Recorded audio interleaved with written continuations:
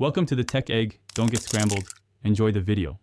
In this video, I will explain how to unlock a GMC Envoy without keys. First, assess your situation. If you have a spare key nearby, that's always the safest and easiest option. If not, we'll explore other methods. Remember, patience is key to avoiding damage. We'll cover techniques that can help you get back into your vehicle efficiently and without causing unnecessary harm. One common method involves using a slim jim or a wedge. Carefully insert an air wedge into the top corner of the door frame to create a small opening, perhaps 1/4 of an inch. Then, slide a slim jim tool down between the window and the weather stripping. The goal is to hook the locking mechanism, or the linkage rod.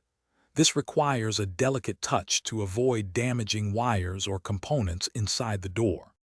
If you're uncomfortable attempting these methods, or if they aren't working, it's always best to call a professional. A certified locksmith has specialized tools and expertise to unlock your GMC Envoy without causing any damage.